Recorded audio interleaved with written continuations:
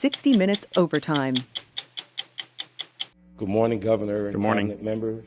The man that's here right now in front of you all is not that same man that you read about on your report, but rather a man that has emerged from a very dark place in his life to become a beacon of hope and inspiration to so many people, not only in this great state of Florida, but across this country.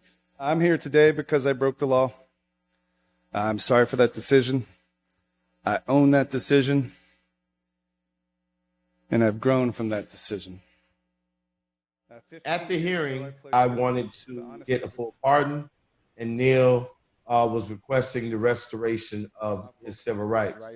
A full pardon really forgives a person for their past mistakes, and the restoration of civil rights just restores the civil rights that a person loses when they were convicted of a felony offense. For instance, I overcame homelessness and drug addiction to eventually graduate law school. However, I am unable to sit for the Florida bar until my civil rights have been restored. I think there's a lot to feel good about when you see somebody who has turned their life around. I'm good.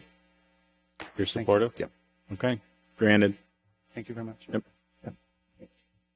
I have to tell you that it was heartwarming at the beginning of the hearing because I saw a reflection and a belief of restoration. But then I was astounded as I sat there and watched the conversation begin to develop, because I didn't think it was possible that Desmond could walk in there and then walk out without a pardon. I'd like to hear something from a brother, if that's possible.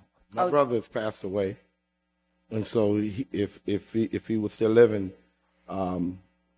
he would be right here with me. At the clemency hearing, the governor decided to defer a decision on whether or not I should be granted a pardon, and he also delayed a decision on whether or not I should be granted the restoration of my civil rights. Just to be clear, I still cannot even just get the restoration of my civil rights. Well, that was not on the agenda. You're on the agenda for a full pardon. I'm willing to consider the civil rights, but I think what we would like to do is take it under advisement. There's some information that I've asked, of course, about on the military side. I know Jimmy's asked about that. So at the end of the day, what we experienced really exemplified why Amendment 4 was started to begin with, right? Because we've been saying for so many years how broken our clemency system is, right? And how you talk about you have 4 politicians, right, that have the power to decide which American citizen get to vote and which American citizen don't get to vote, right?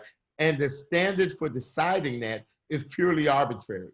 And so what Amendment 4 did, and what we're grateful for our victory in November of 2018, is that Amendment 4 created an alternative pathway for American citizens to be able to participate in our democracy without having to grovel at the feet of any politician and run the risk of being denied for some arbitrary or non-existing reason, right? And so this experience serves as a catalyst. It strengthens our resolve to continue to do the work that we're doing and fighting for every one of the 1.4 million Floridians that have benefited from Amendment 4, and making sure that we're doing everything within our power to give them an opportunity, if they so desire, to participate in our democracy and change the direction that our state and this country is going.